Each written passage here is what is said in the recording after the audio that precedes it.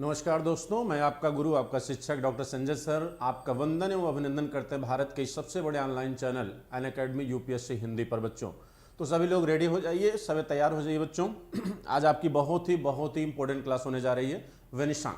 ठीक है, तो वेनिशांग एक विदेशी यात्री है जो चीन से आया हुआ है और हम देखेंगे कि वेनिशांग ने भारत के किस रूप को आपके सामने रखा, भारत का कौन सा नक्शा, कौन सा स्वरूप आपके सामने प्रस्तुत किया है। तो देखा जाएगा कि भारत के संदर्भ में वेनिशांग जो है किन राजनीतिक घटनाओं का या सामाजिक आर्थिक घटनाओं का विवरण देता है, उन बातों को भी ध्यान में रखा जाएगा। तो चलिए सभी लोग तैयार हो जाइए जरा। तो बच्चों लाइक एंड शेयर करते रहिए, लाइक एंड शेयर करते रहिए, ज़्यादा से ज़्यादा लोगों को जोड़ने की कोशिश करिए। लाइक एंड शेयर करते रहिए बच्चों। चलिए, तो सबसे पहले हम आपको ये बताना चाहेंगे बच्चों कि आप जो लोग बहुत लंबे समय से डिमांड कर रहे थे एक नए कोर्स की, नए क्लास की, तो हमारा कोर्स स्टार्ट हो रहा है बच्चों। कल से ये क्लास स्टार्ट हो रही है, 4 बजे इसकी टाइमिंग है। एक कंप्लीट मॉडर्न हिस्ट्री मेंस के पॉइंट ऑफ व्यू से लेकर हम आपके सामने आ रहे हैं और मुझे उम्मीद है कि आप लोग जुड़ेंगे। हमारा जो रेफरल कोड है वो है SKY लाइव, ये हमारा रेफरल कोड है बच्चों।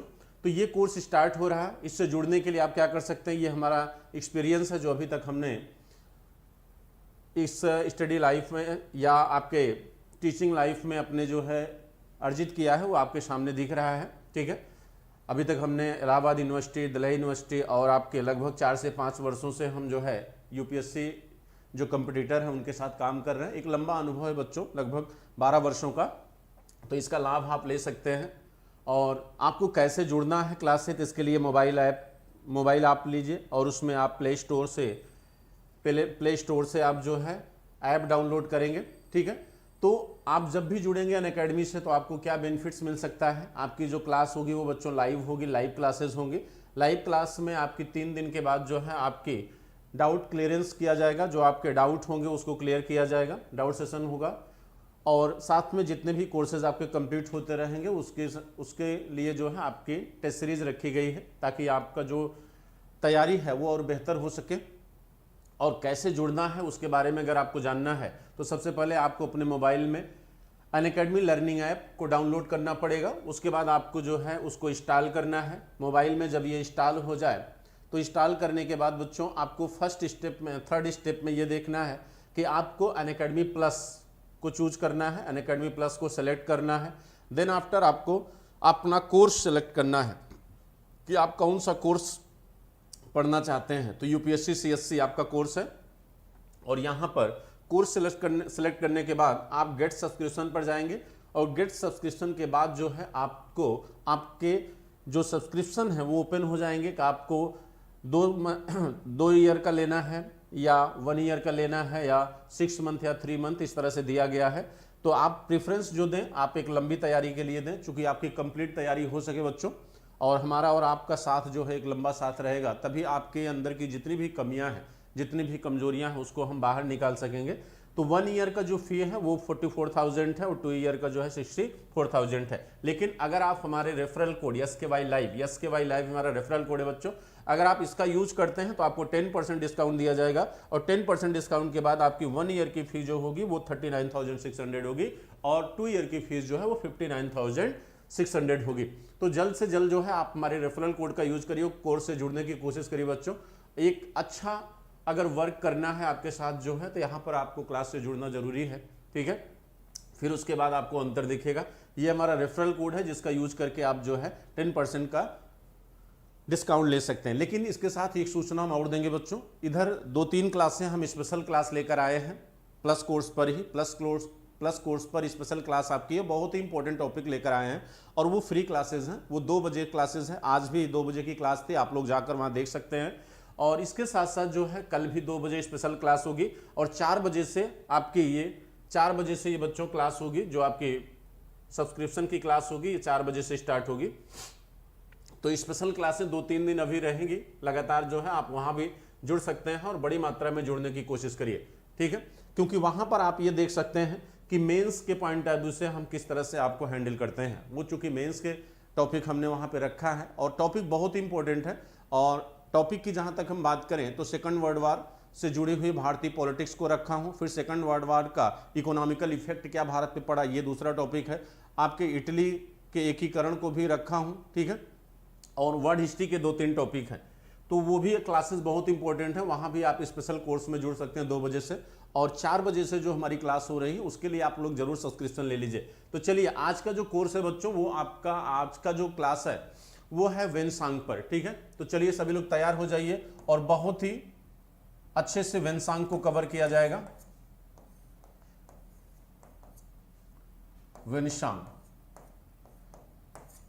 इनके नामों को कई तरीके से लिखा जाता है, क्योंकि ज़्यादातर जो समस्या आती है वे चीनी जो वर्ड होते हैं, जो चीन की शब्दावली है उसके प्रोनाउंसिएशन को लेकर समस्या होती है। तो प्रोनाउंसिएशन को लेकर जो प्रॉब्लम होती है उसकी वजह से अलग अलग जगहों पे जो नाम के लिखने का जो तरीका है वो अलग अलग दिखाई देता है, तो उसमें बहुत ज़्यादा अंदर घुसने की ज़रूरत नहीं है, ठीक है। तो सभी लोग रेडी हो जाइए फटाफट, जो है सभी लोग जुड़ गए, यहाँ से क्लास को कंटिन्यू करते हैं। चलिए बच्चों, और बहुत ही डेप्थ में आज आपको पढ़ाने की कोशिश करूंगा बच्चों। सबको हमारी तरफ से बहुत सारा प्यार जो है, आप लोग जो है लाइक एंड शेयर करते रहिए ताकि संख्या अच्छी दिखे। अच्छी संख्या दिखना ये हमारी ही रिस्पॉन्सिबिलिटी नहीं, आपकी भी रिस्पॉन्सिबिलिटी बच्चों। रिंकू, शीला, कृष्णा, जितने भी हो, स्वाति जी, सभी लोग क्लास में संख्या बढ़ाते रहो बच्चों अपनी। चलिए, तो देखिए आज हम देखेंगे वेनसांग के विषय में। वेनसांग एक विदेशी यात्री है। वेनसांग बच्चों क्या है? एक विदेशी यात्री है जो कहां से आया था? चीन से। कहां से आया बच्चों? चीन से। तो क्या चीन से आने वाला ये अकेला विदेशी यात्री है? नहीं, ऐसा नहीं है। चीन से आने वाले विदेशी यात्रियों में कौन कौन है? पहला बच्चों है फाहियान। पहला कौन सा है? फाहियान है, ठीक है। दूसरा जो है सुंगयुन है। सुंगयुन आता है बच्चों, ये 518 ईस्वी में आया था। और फाहियान की जहां तक आप बात करें तो ये चंद्रगुप्त द्वितीय के दरबार में आया था, आपको पता होगा, ठीक है। ये चंद्रगुप्त द्वितीय के दरबार में आया था। सुंगयुन जो है ये 518 ईस्वी में आता है, यानी आप कह सकते हैं कि गुप्त काल के अंतिम चरण में आता है, लेकिन ये किसी के दरबार में नहीं आया था, ठीक है। इसके बाद आपका वेनसांग आता है, जिसे आपको पढ़ना है आज।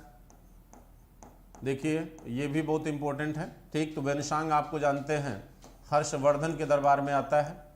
ये किसके दरबार में आया बच्चों? हर्षवर्धन के दरबार में आया। फिर आपका जो है मातवालीन है। मातवालीन आता है 7वीं सदी में। इसके बाद आपका जो है इत्सिग है। इत्सिग भी 7वीं सदी में आया, लेकिन ये लोग किसी के दरबार में नहीं आए थे, ये किसी के दरबार में नहीं आए हैं। और इसके बाद जो है चाओजी कुआ बच्चों, ये आता है आपके चोल वंश में। तो ये चीन से भारत आने वाले विदेशी यात्रियों का क्रम है, और विदेशी यात्रियों का महत्व भारतीय इतिहास को जानने में अपना एक अहम रोल रखता है। तो इसी दृष्टि से आज हम अध्ययन करेंगे किसका? वेनसांग का, जिसे यात्रियों का राजकुमार कहा जाता है। जिसे क्या कहते हैं? यात्रियों का राजकुमार कहा जाता है और नीति का ज्ञाता कहा जाता है, ठीक है। तो नीति का ज्ञाता और यात्रियों के राजकुमार यानी वेनसांग को आप पढ़ने जा रहे हैं। तो सभी लोग रेडी हो जाइए और तैयार हो जाइए फटाफट, जो अपने नोट और पेन निकाल लीजिए, क्योंकि आज बहुत सारे फैक्ट आपको मैं बताऊंगा और आपको याद करना पड़ेगा, नोट करना पड़ेगा, ठीक है। हाँ, मेरा प्रयास ये होगा कि अनर्गल फैक्ट्स आपको ना बताऊं, लेकिन क्या करूं, कभी कभी इस तरह से यूपीएससी ने क्वेश्चन पूछा है। जैसे एक बार यात्रा विवरण यूपीएससी ने पूछ लिया वेनसांग का, और कई बार इस तरह से प्रश्न पूछा कि क्या वो कश्मीर गया था कि नहीं गया था, असम गया था कि नहीं गया था। तो अब मेरी मजबूरी है कि उसका यात्रा विवरण भी मैं आपको बताऊं। हालांकि कुछ लोगों को लगेगा कि नहीं ये बोरिंग है, बोरिंग नहीं बच्चों। पढ़ाई में बहुत सारी ऐसी चीजें होती हैं जो बोरिंग होने के बावजूद भी आपको लेना पड़ता है। तो ये खाना नहीं है, कपड़ा नहीं है, आपको लेना पड़ेगा, तो उसके लिए इंतजार करिए। चलिए, तो वेनसांग की चर्चा हम शुरू करते हैं बच्चों। सभी लोग रेडी हो गए हैं? चलिए, वेनसांग।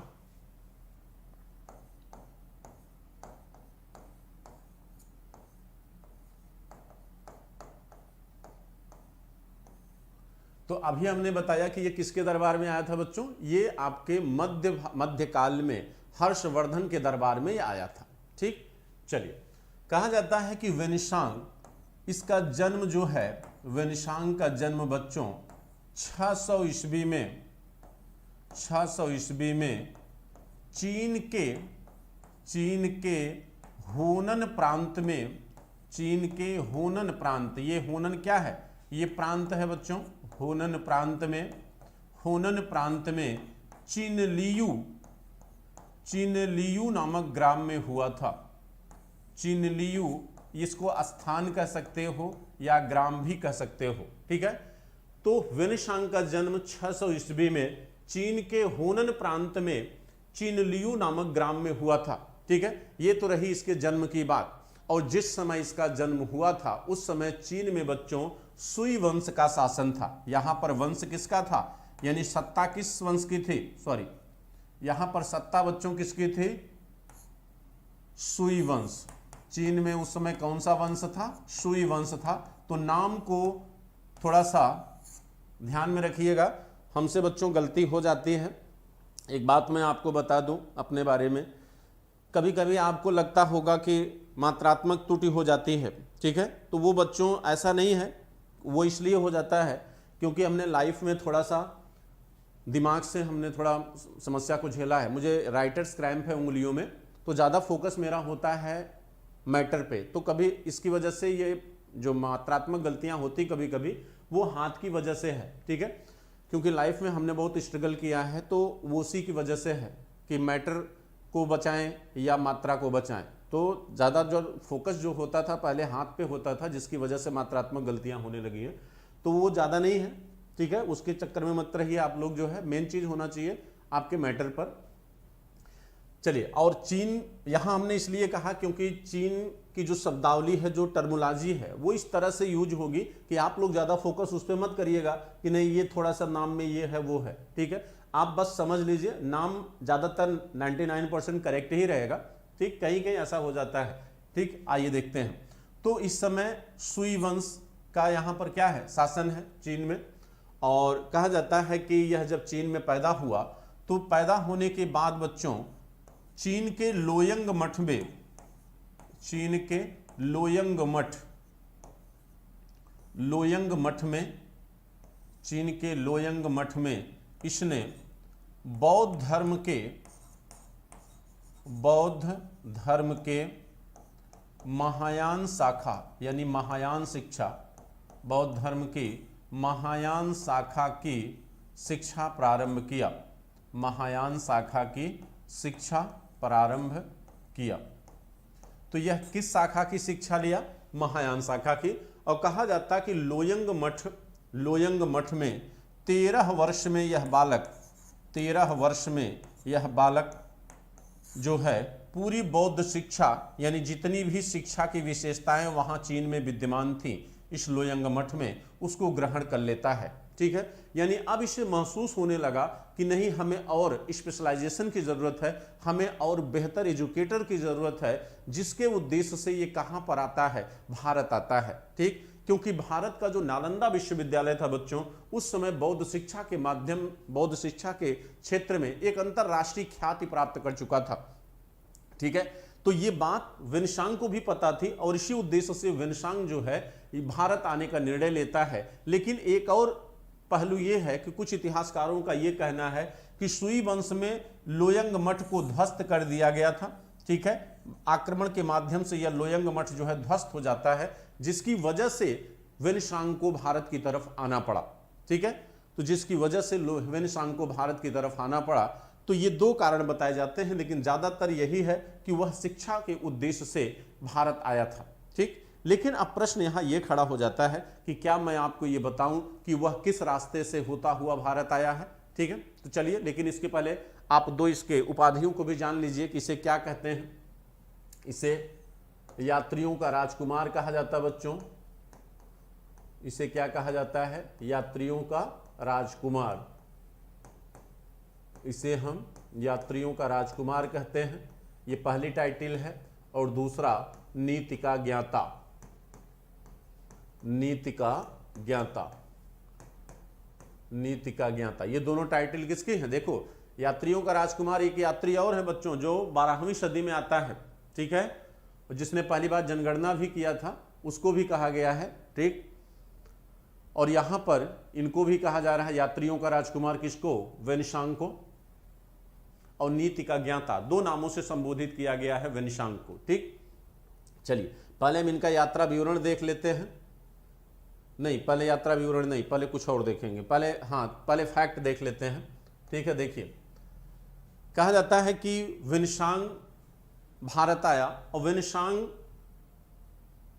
हमारे लिए महत्व क्यों रखता है। तो विनसांग ने जो यात्रा विवरण लिखा है, जो यात्रा विवरण इसने लिखा है, वह यात्रा विवरण जो है हमारे इतिहास को जानने का एक बहुत बड़ा स्रोत है बच्चों।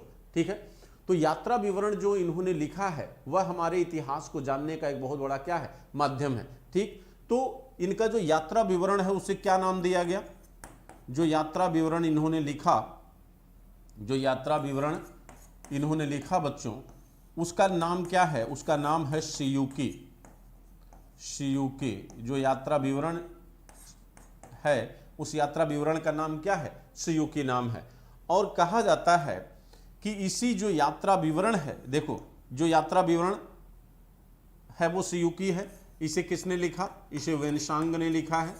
यानी वेनसांग भारत में रहा और भारत में जो भी उसने समझा बूझा, जो भी पढ़ा, जो भी भारत की राजनीति, भारत के धर्म, भारत की संस्कृति, जो भी चीज़ों को समझा, उन सारी बातों को यहाँ पर उसने लिपिबद्ध किया। लेकिन कहा जाता है कि वेनसांग का एक मित्र था जो इनके द्वारा लिखे गए इस यात्रा विवरण का सारांश लिखता है। इस यात्रा विवरण का सारांश लिखा था उसने, और उस सारांश का नाम है कांचू। उस सारांश का नाम है कांचू, यानी ये कांचू नाम से एक किताब उसने लिखा, जो मूल रूप से वेनसांग द्वारा लिखी गई यात्रा विवरण सियुकी का सारांश है। ठीक, और दूसरी बात, वेनसांग का जीवनी लेखक कौन है। वेनसांग का जीवनी लेखक बच्चों, वेनसांग का जीवनी लेखक व्हीली है। कौन है, व्हीली। ठीक है, ये वेनसांग का क्या है, जीवनी लेखक, जिसका नाम क्या है, व्हीली है। ठीक, समझ में आ रहा है आप लोगों को बच्चों। मेरी आवाज़ आप लोगों तक पहुंच रही है। अपनी संख्या को आप लोग थोड़ा सा इंक्रीज करिए, बढ़ाइए कम से कम। इतनी मेहनत से पढ़ाता हूं।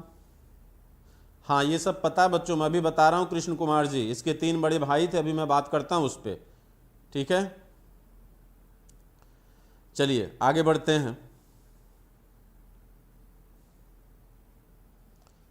संख्या आप लोग बढ़ाइए, कम से कम लाइक एंड शेयर करते रहिए, और लोगों को जोड़ते रहिए बच्चों, और लोगों को आप जोड़ने की कोशिश करिए।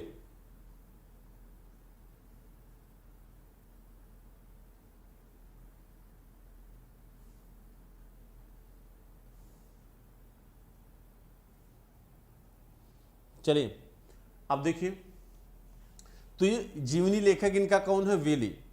तो अब देखिए व्हीली का यात्रा विवरण देखते हैं। व्हीली का यात्रा विवरण, सॉरी, वेनसांग का यात्रा विवरण।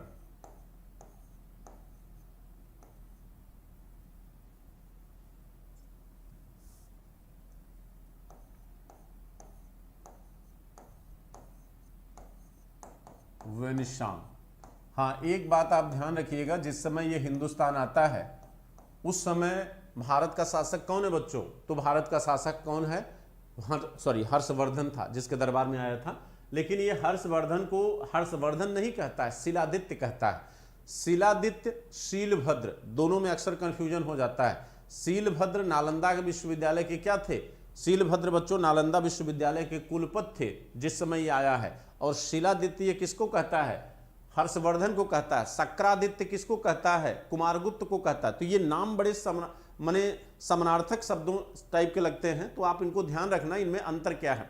शक्रादित्य, शिलादित्य और शीलभद्र, ये 3 नाम हमने बताया, तो इसको ध्यान में रखिएगा। ठीक, चलिए आगे बढ़ते हैं। अब तो कहां से चला बच्चों, जरा इसका यात्रा विवरण देख लीजिए। ये क्या है, यात्रा विवरण फटाफट आप देखते चलिए। या तो मैप के माध्यम से बनाऊं, लेकिन मैप के माध्यम से क्या होगा, बहुत दिक्कत होगी। ठीक है, लेकिन आप एक सीक्वेंस में जानिए। सबसे पहले ये कहां से चला, चीन से चला। अब देखिए भारत अगर आना है तो आएगा बच्चों कहां से, देखिए भारत अगर किसी को आना है तो ये हिमालय पार करके तो नहीं आ पाओगे भाई, चीन यहां पर है, चीन यहां है। ठीक, तो भारत में इधर से एंट्री हो नहीं सकती, चूंकि हिमालय है। तो हिमालय को पार करते हुए कहां जाओगे, मध्य एशिया जाओगे। फिर मध्य एशिया से आप यहां से घूम के आओगे, क्योंकि इन्हीं दर्रों से ही भारत में एंट्री कर सकते हो। ठीक, तो ये ध्यान में रखना कि ये स्थल भाग से आने वाला यात्री है, और स्थल भाग से ही जाएगा, ठीक है, स्थल भाग से आने वाला है और स्थल भाग से ही जाएगा, जबकि फाह्यान जो है वो स्थल भाग से आया था और जल मार्ग से गया था, ताम्रलिप्ति होते हुए गया था, ठीक, लेकिन ये स्थल भाग से आएगा और स्थल भाग से ही जाएगा। तो चीन से कहां आएगा? मध्य एशिया। चीन से कहां आया बच्चों? मध्य एशिया। इसके पहले भी भारत पे जो भी आया वो भी सब मध्य एशिया ही होके आए थे। मध्य एशिया से कहां जाएगा? ताशकंद। मध्य एशिया से कहां जाएगा? ताशकंद। ताशकंद वर्तमान में जान रहे हो कहां है? ताशकंद के बाद कहां आएगा? समरकंद, जो बाबर का क्षेत्र था, बाद में बना बाबर का क्षेत्र। समरकंद आप समझ रहे हैं ना? ताशकंद वर्तमान में किसकी राजधानी है? जल्दी आंसर करो, ताशकंद किसकी राजधानी है? चलिए, अच्छा देखते रहिए आप लोग। फिर इसके बाद कहां आएगा?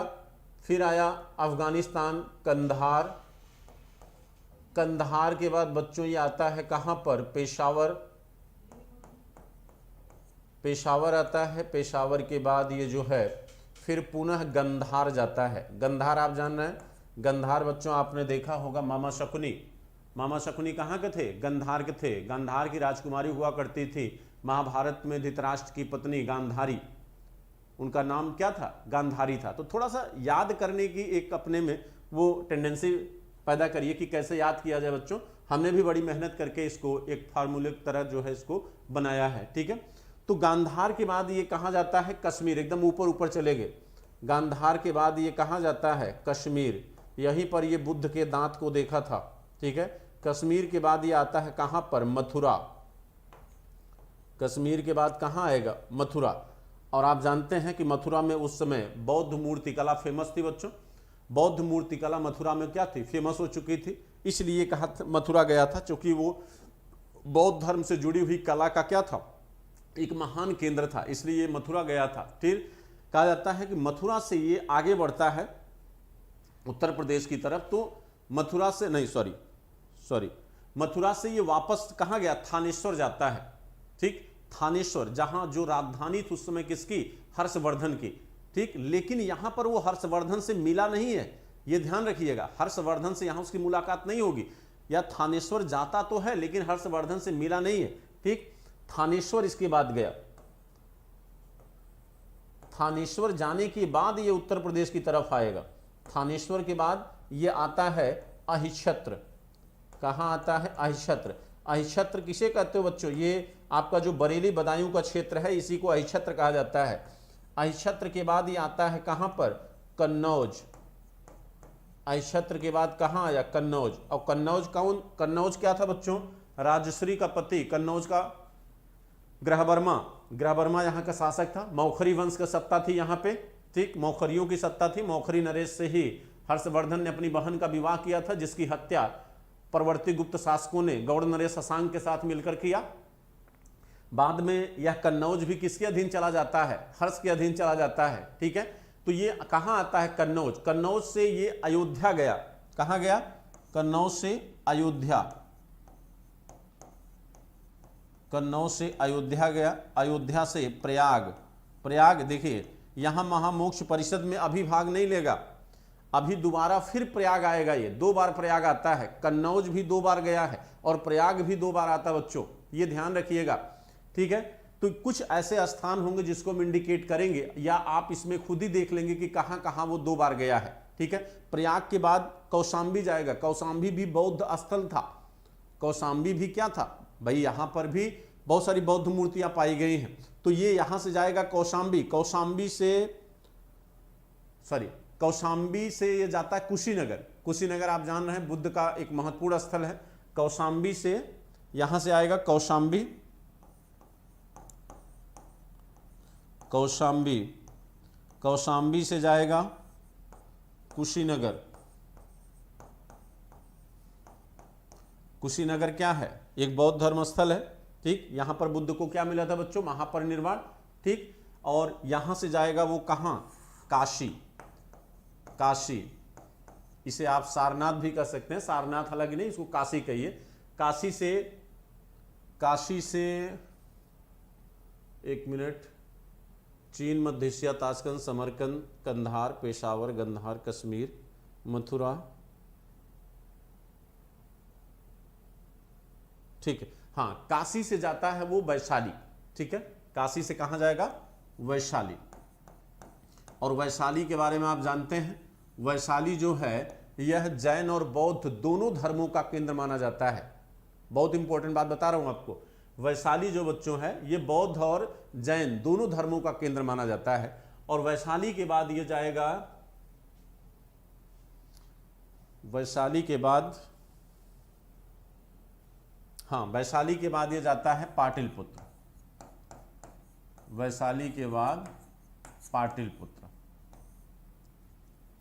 वैशाली के बाद बच्चों कहां जाएगा, पाटलिपुत्र जाता है। पाटलिपुत्र के बाद गया, फिर नालंदा, पाटलिपुत्र के बाद गया, फिर नालंदा, फिर असम, फिर यहां पे क्या आता है, असम आता है, ठीक है। और कहा जाता है कि गया, गया के बाद नालंदा, नालंदा के बाद नहीं, नालंदा के बाद जो है असम नहीं बच्चों, ये बंगाल है, नालंदा के बाद बंगाल। अब देखिए यहां पर इंपॉर्टेंट बात बता रहा हूं आपको, यही बंगाल में हर्षवर्धन भी इस समय क्या था, दौरे पे था बंगाल के, और यहीं पर हर्षवर्धन से इसकी मुलाकात होती है। यहीं पर हर्षवर्धन से क्या होती है, मुलाकात होती है। किस नदी के तट पर, कपलक नदी के तट पर। किस नदी के तट पर हुई बच्चों, कपलक नदी के तट पर। और यहीं पर जब हर्ष से मुलाकात इसकी हुई तो कहा जाता है कि उस समय बंगाल में कपलक नदी के तट पर हुई, लेकिन हर्षवर्धन उस समय था किसके दरबार में, असम के शासक भास्कर वर्मा के दरबार में। और कहते हैं कि हर्ष ने जब इसकी डिमांड किया भास्कर वर्मा से, तो भास्कर वर्मा ने कहा कि मैं अपना सर भेज सकता हूं लेकिन इसको नहीं भेज सकता, ठीक है। तो कहा जाता है कि उसने स्वयं, माने हर्ष ने बाद में ये कहा कि अपना सर ही भेज दो, ठीक। तो वापस वो भेज देता है इसको, लेकिन कथानक ये है कि स्वयं भास्कर वर्मा को इतिहासकारों ने हर्ष का सामंत माना है, ठीक। तो एक प्रतिस्पर्धी राजा भास्कर वर्मा नहीं हो सकता, इसलिए भी नहीं हो सकता क्योंकि वह स्वयं प्रयाग की महामोक्ष परिषद में उपस्थित था उन 20 राजाओं में, ठीक है। तो इसलिए वो प्रतिस्पर्धी नहीं था, बल्कि इनका क्या है, सामंत। तो जब यहां पर हर्ष से मुलाकात होती है तो यहां से सीधा कहां आएगा, कन्नौज। यानी अब जो है कन्नौज भी किसके अधीन आ चुका था, हर्ष के अधीन आ चुका था। तो पुनः हर्षवर्धन यहां आता है, किसके साथ, कन्नौज आता है। और कन्नौज के बाद जो है फिर असम जाता है। असम चूंकि भास्कर वर्मा के यहां ही था, तो पुनः ये असम जाता है। और असम के बाद देखिए पुनः ये कहां जाता है बच्चों, बहुत लंबा हो रहा है, ठीक है, आप भी बोर हो रहे होंगे। असम के बाद जो है कुछ लोग कहते हैं ये कांची भी गया था, कांची जबकि दक्षिण में है, हालांकि बहुत प्रमाण नहीं मिलता है, लेकिन जिन लोगों ने कांची का स्थान रखा है वो असम के बाद ही रखा है बच्चों, ठीक। हालांकि कुछ लोग मानते हैं कि नहीं ये कांची नहीं गया था, ठीक है। इसके बाद फिर ये पुनः जो है लौट कर आता है कन्नौज। कन्नौज आता है पुनः लौटकर हर्ष के दरबार में, ठीक है। और कन्नौज से फिर कश्मीर जाता है, कन्नौज से पुनः कश्मीर जाता है, और कश्मीर से पुनः जो है ये सिंध जाता है। और सिंध के रास्ते स्थल भाग से ये कहाँ चला गया, चीन चला गया, ठीक है।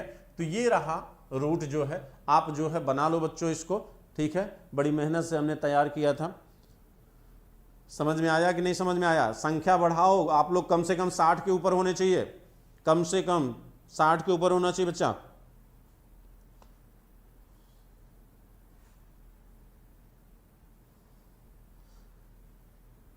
अजय प्रजापति, हाँ, कांची को थोड़ा सा मैं भी देखूंगा उसको बेटा। चलिए,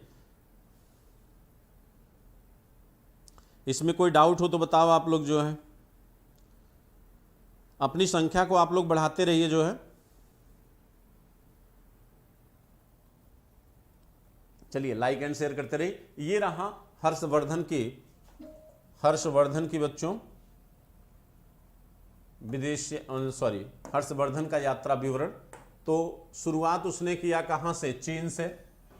चीन से होते हुए ताशकंद, ताशकंद से होते हुए समरकंद, समरकंद से कन्नौज, फिर पेशावर, फिर गंधार, फिर कश्मीर, फिर थानेश्वर, फिर इस तरह से आप इसको ऐसे ले जाइए, फिर ऐसे ले आइए इसको, फिर इस तरह से, फिर यहाँ पे आके एंड होगा आपका, ठीक है। ये रूट है, ठीक है। सभी लोगों ने बना लिया इसको। कंप्लीट हो गया सभी का, आगे बढ़ूं मैं? क्लियर हुआ बच्चों? कोई डाउट? हाँ, फोटो लेना हो ले लो आप लोग, जो है साइड हूं मैं।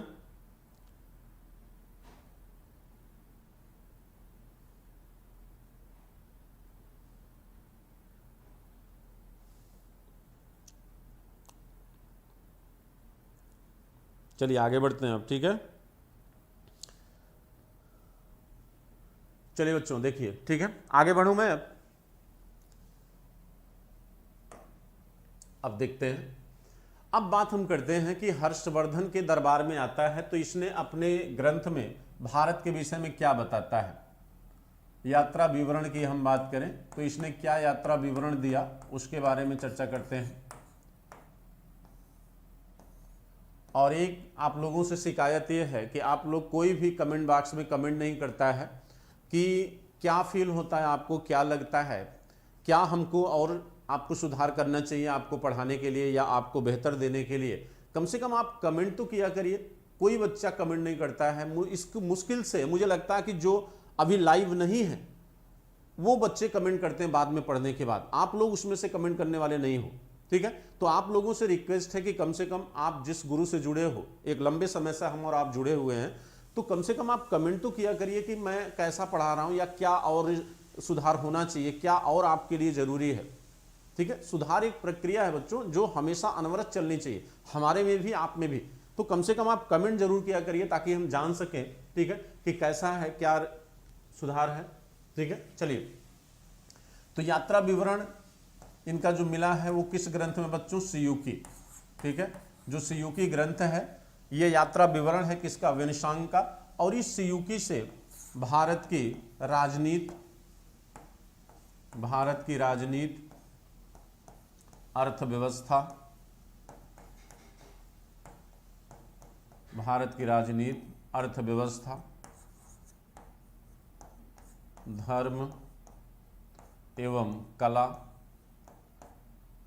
सभी की जानकारी प्राप्त होती है, ठीक है। तो चलिए क्या जानकारी देता है उसके बारे में बात करते हैं। देखिए, ये कहता है, वेनशांग कहता है कि सिंध एवं, ध्यान दीजिएगा, ये कहता है कि सिंध एवं मतिपुर, सिंध एवं मतिपुर के राजा, सिंध एवं मतिपुर के राजा शूद्र हैं। ये कहता है कि सिंध एवं मतिपुर के राजा शूद्र हैं। ऐसा क्यों कहता है? क्या ये सच कहता है? क्या बच्चों ये सच कहता है? नहीं, इसको भारतीय समाज को समझने में भूल हो गई, उसी तरह जैसे मेगास्थनीज को हुई थी। मेगास्थनीज भी नहीं समझ पाया था, उसने कहा कि हिंदुस्तान में दास प्रथा नहीं है। यहां पर यह भी नहीं समझ पाया वेनशांग, और इसलिए नहीं समझ पाया क्योंकि वेनशांग जिस समय आया है वह ड्यूरेशन, ये कब आया हिंदुस्तान, इसकी तो बात ही नहीं हुई। ये 629 में आता है और लगभग 644 से 45 तक ये रहा। कुछ लोग, कहीं किताबों में 44 है, कहीं 45 है, आप 45 मानिएगा और इसको दोनों को माइनस कर लीजिए तो कितना ड्यूरेशन ये रहा लगभग भारत में, कितना आएगा, कितना होगा ये 11, जो भी हो आप माइनस कर लेना, ठीक है। चलो, तो ये ड्यूरेशन है जितना समय वो रहा यहाँ पर हिंदुस्तान में। तो कहा जाता है कि जिस समय आया, ये पूर्व मध्यकाल का दौर है बच्चों, ये पूर्व मध्यकाल का ड्यूरेशन है। और आप जानते हैं पूर्व मध्यकाल जो है ये सामंतवाद का चरण है। सामंतवाद इस समय पूरे चरम पर है। और कल हमने उस दिन पढ़ाया था कि सामंतवाद में वैश्य एवं शूद्र के बीच का जो अंतर है, वैश्य एवं शूद्र के बीच का अंतर सबसे कम हो गया था। और ये इसलिए हुआ था, वैश्य और शूद्र के बीच का अंतर सबसे कम इसलिए हुआ था क्योंकि शूद्र भी इस समय एग्रीकल्चर व्यवस्था में जुड़ चुका था। शूद्र भी कृषि कार्य क्या था, करने लगा था, ठीक। शूद्र भी क्या था, कृषि कार्य करने लगा था, सबसे बड़ी बात।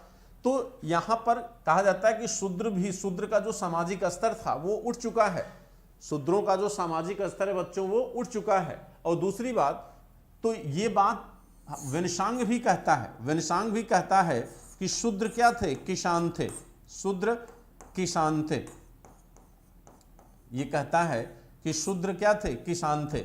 स्वयं वेनसांग बताता है कि इस समय जो है शूद्रों को भी कृषि कार्य का मौका दिया गया था, और इसी आधार पर इसने कहा कि यहाँ के राजा क्या थे, शूद्र थे, क्योंकि यहाँ के राजाओं का जो प्रचलन है, कहा जाता है कि यहाँ के राजा जनता पर नियंत्रण और अर्थव्यवस्था पर नियंत्रण दोनों रखते थे, जिसके आधार पर वेनसांग जो है इनको क्या कहता है, शूद्र कहता है। ठीक, लेकिन कुछ इतिहासकार मानते ये बात पूरी तरह सही है, जो उसने कहा वो पूरी तरह क्या था, सही है, क्योंकि इतिहास में बहुत सारे ऐसे राजवंश हैं जो शूद्रों के रहे, जैसे नंदवंश। नंदवंश के राजा भी क्या थे, शूद्र जात के थे।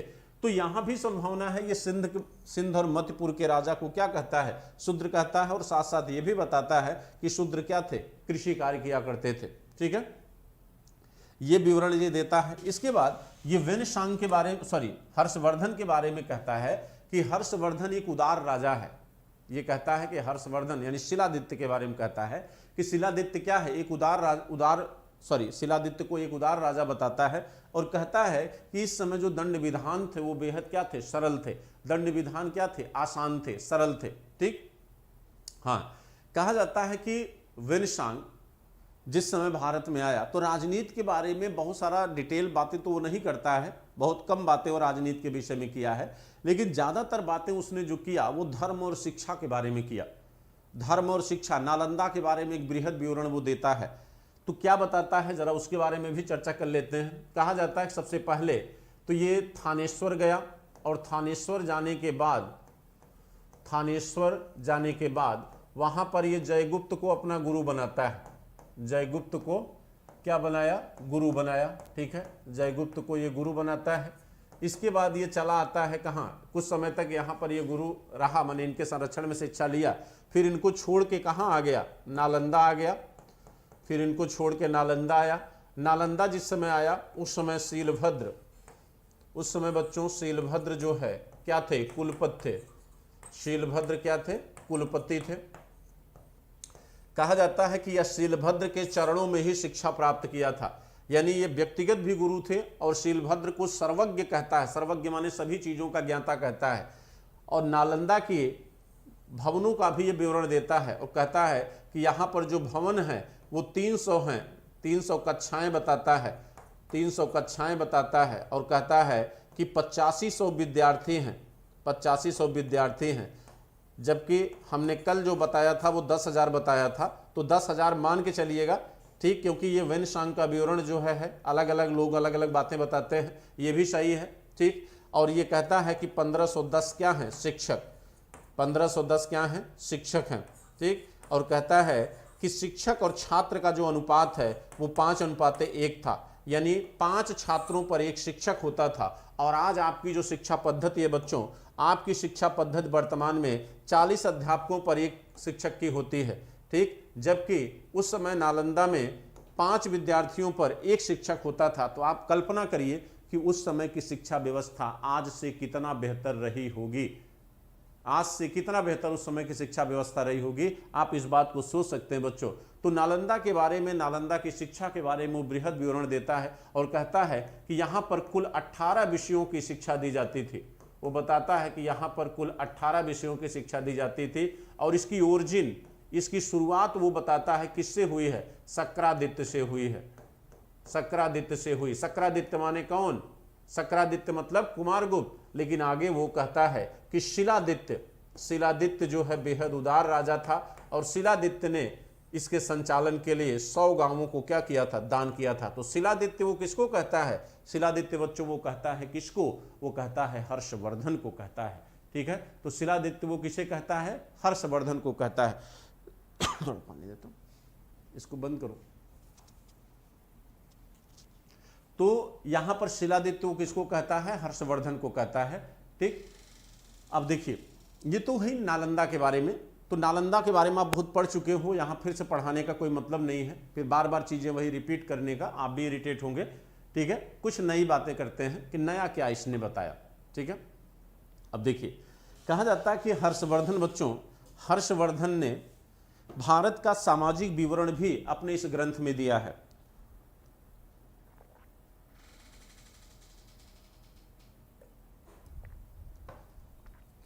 हर्षवर्धन जो है भारत के सामाजिक स्तर का या सामाजिक संरचना की भी जानकारी हमको देता है। तो वो क्या कहता है, जरा समाज के बारे में क्या जानकारी देता है उसकी बात कर लेते हैं कि सोसाइटी के बारे में क्या जानकारी देता है।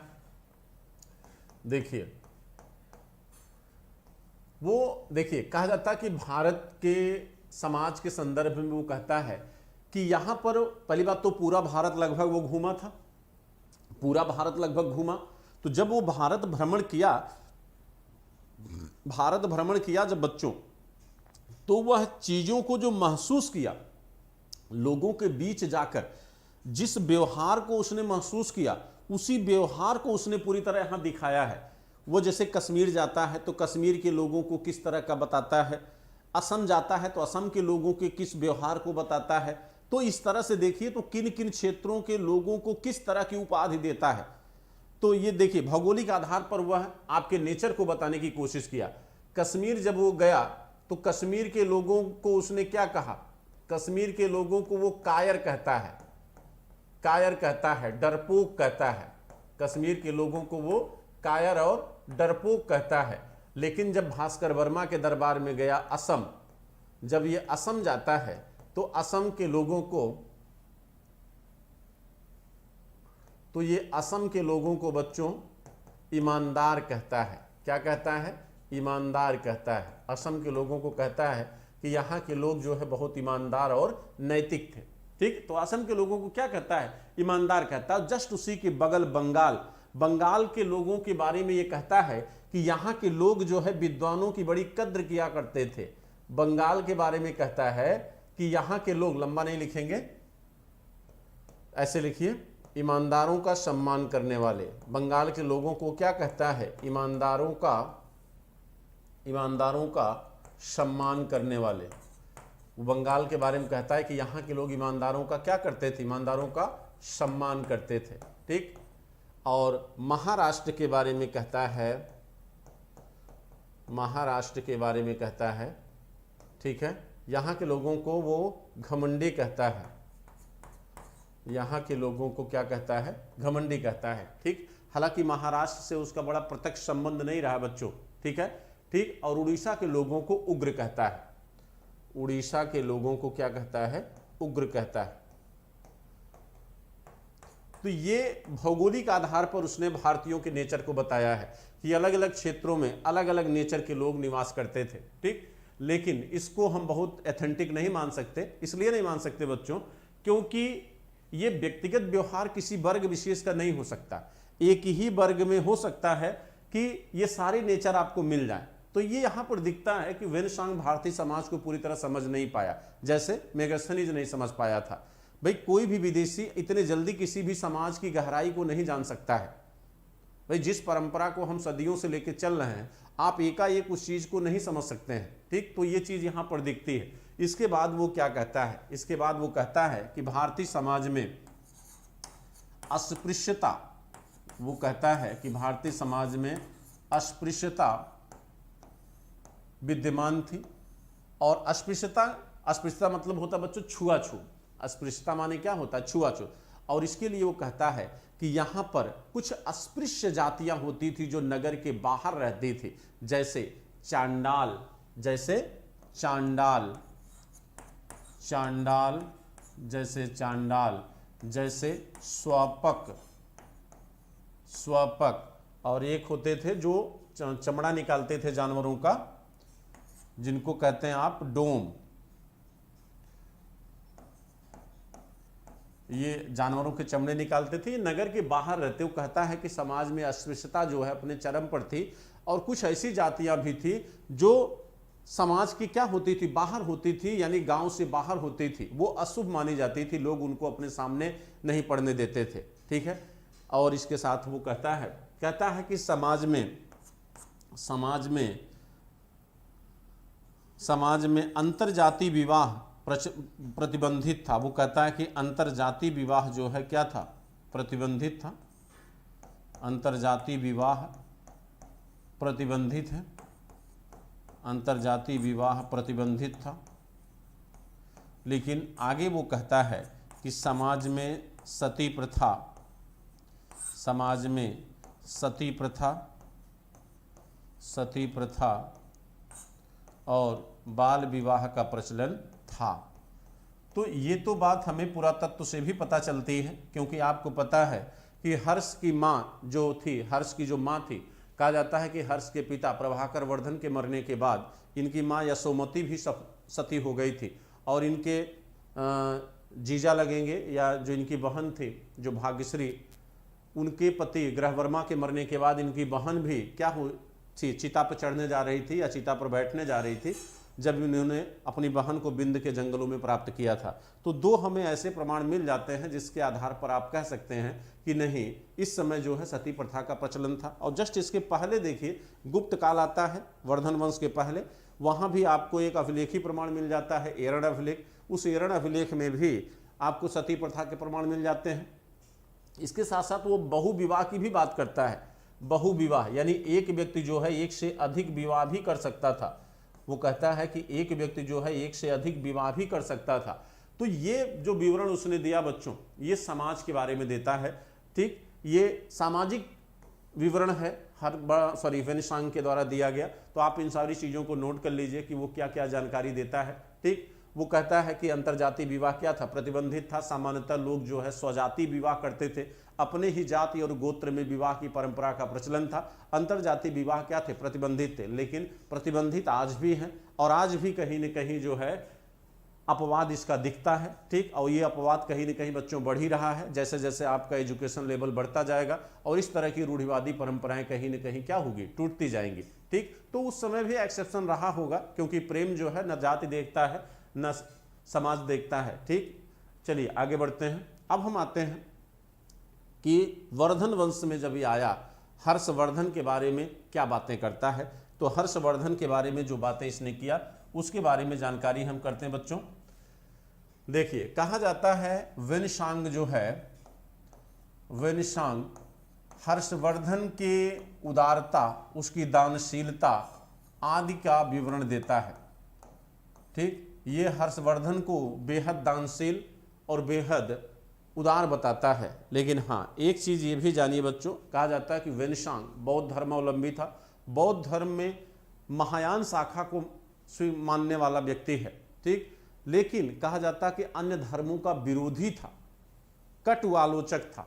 लेकिन दुर्भाग्य देखिए कि जिस हर्ष के दरबार में आता है उसी समय छठी महामोक्ष परिषद का आयोजन हो रहा था।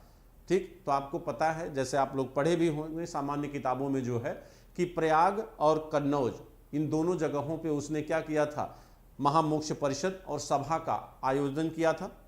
तो महामोक्ष परिषद जो प्रयाग में हुई, उस प्रयाग की जो महामोक्ष परिषद थी वो छठी महामोक्ष परिषद थी, जिसका अध्यक्ष बनाया गया था किसको, वेनिसांग को।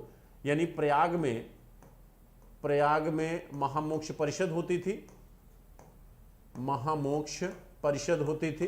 अब थोड़ा सा यहाँ मिस हो रहा है बच्चों कि ये 5 साल पे होती थी या प्रत्येक वर्ष होती थी, तो वहाँ अब जो चीज़ अभी क्लियर नहीं है तो उसको छोड़ देते हैं। लेकिन वो इतना जरूर कहता है कि ये छठी महामोक्ष परिषद थी, ये छठी थी। सामान्यतः शायद 5 वर्ष के बाद ही होती थी, जहाँ तक मुझे रिमाइंड हो रहा है। ठीक, और इसके बाद वो कहता है कि जो कन्नौज है, कन्नौज में सभा का आयोजन किया जाता था, यहाँ पर सभा होती थी।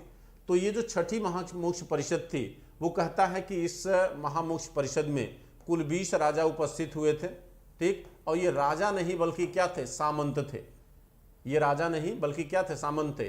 ठीक, और वेनिसांग इनको क्या कहता, राजा कहता है। और वो ये भी बताता है कि यहाँ पर बुद्ध की मूर्ति, सूर्य की मूर्ति और शिव की मूर्ति, ये 3 मूर्ति यहाँ पर हर्ष ने क्या किया था, स्थापित किया था इस महामोक्ष परिषद में। तो इसका मतलब है कि हर्ष जो है बौद्ध धर्मावलंबी होने के साथ साथ कहीं न कहीं एक सहिष्णु शासक है। लेकिन कहा जाता है कि वेनिसांग के प्रभाव में यहाँ पर हर्षवर्धन ने ब्राह्मणों का अपमान किया था और अपने राज्य से ब्राह्मणों को देश निकाला दे दिया था। ठीक, तो ये ऐसा नहीं है कि हर्षवर्धन रेडिकल हो गया था, रेडिकल या रूढ़िवादी नहीं हुआ था, इसलिए क्योंकि यह देखकर यह लगता है कि नहीं, वो हिंदू धर्म का भी सम्मान करता था। तो छठी महामोक्ष परिषद में यह भाग लेता है और यहाँ पर हर्ष की बच्चों दानशीलता की बेहद तारीफ करता है और कहता है कि हर्ष की जो दान प्रवृत्ति थी वो इस तरह से थी कि जब तक दान वो तब तक करता था यहाँ पर जब तक उसका राजकोष खाली न हो जाए। ठीक, और कहा जाता है कि दान की पूर्ति तब मानी जाती थी जब उसे किसी दूसरे से वस्त्र मांगकर धारण करना पड़ता था। तो ये दान की प्रवृत्ति हर्ष में दिखाई देती है, जिसका विवरण वेनसांग हमें देता है। ठीक, और इस तरह जो है ये हर्ष के बारे में बातें करता है। ठीक, अब देखिए कहते हैं कि हर्ष के समय की राजनीति के बारे में बहुत ज़्यादा डिटेल नहीं देता, लेकिन जितनी भी जानकारी इसने दिया है वो आपके लिए पर्याप्त है बच्चों। तो ये वेनसांग के बारे में हमने आपको जानकारी दिया आज जो है, और मुझे लगता है कि इतना जो है वेनसांग के बारे में जानना क्या है, पर्याप्त है। हाँ, अर्थव्यवस्था की जहाँ तक बात है तो अर्थव्यवस्था के बारे में वो टैक्सेशन सिस्टम की बात करता है, कर संरचना की बात करता है, और कहता है कि उपज का एक निश्चित हिस्सा जो है कृषक जो है वो राजा को देता था। और वो ये भी बताता है कि इस समय जो है शूद्र वर्ग को भी कृषि कार्य में शामिल कर लिया गया था, और राज्यों में वो मगध की प्रशंसा करता है। कहता है कि मगध में शांति, मगध के लोगों की प्रशंसा करते हुए कहता है कि यह इस राज्य में जो है बेहद क्या थी, शांति थी। तो मगध के लोगों की प्रशंसा उसने किया है, इस बात को भी ध्यान में आप लोग रखिएगा। ठीक है, तो यहाँ पर हम वेनसांग को आपको समाप्त करते हैं बच्चों जो है, और कल जो है हमारी जो क्लास होगी उसके बारे में थोड़ी सी जानकारी मैं आपको दे दें। ठीक है, कल आपकी जो 4 बजे की क्लास होगी उसके बारे में आपको हम बता दें कि जो हमारी 4 बजे से क्लास स्टार्ट हो रही बच्चों, ये बहुत ही इम्पोर्टेंट क्लास होने जा रही है, और ये कंप्लीट कोर्स है आपके मॉडर्न हिस्ट्री का। तो जो भी बच्चे इच्छुक हैं वो इस कोर्स को ले सकते हैं, इनका सब्सक्रिप्शन ले सकते हैं। ठीक है, और सब्सक्रिप्शन को अगर आपको लेना है तो सब्सक्रिप्शन आपके सामने दिया है। ठीक है, तो 1 ईयर 2 ईयर के कोर्सेज आप सेलेक्ट कर सकते हैं यहाँ पर। ठीक है, जहाँ पर 1 ईयर की फ़ी बच्चों आपको 44,000 है और 2 ईयर की फी 64,000 है। लेकिन अगर आप SKY लाइव, ये हमारा रेफरल कोड है जिसका यूज करेंगे, तो आप आसानी से 10% का डिस्काउंट मिल जाएगा आपको, और तब फीस 1 ईयर की हो जाएगी 39,600 और 2 ईयर की 57,200। तो कल की क्लास बहुत इंपॉर्टेंट होने जा रही है, और जल्द से जल्द आप लोग जुड़िए उस क्लास से बच्चों, और ज़्यादा से ज़्यादा संख्या में लोगों को जोड़ने की कोशिश करिए। ठीक, तो SKY लाइव भी हमारा रेफरल कोड है जिसको यूज करके आप 10% डिस्काउंट ले सकते हैं बच्चों। और इसके साथ साथ जो है आप जो है फिर वही चीज़ें हैं। ठीक है, और इसके साथ साथ आप सब्सक्रिप्शन भी सब्सक्राइब करते रहिए घंटी के साथ जो है, और लाइक एंड शेयर करते रहिए, तो ताकि ज़्यादा से ज़्यादा लोगों को आप जोड़ सकें और ज़्यादा से ज़्यादा हमारा परिवार बढ़ सके। और जितना बड़ा परिवार होगा बच्चों उतना ही मज़ा आएगा, उतना ही आनंद आएगा। चलिए आज के लिए बस इतना ही। शुभ रात्रि, धन्यवाद।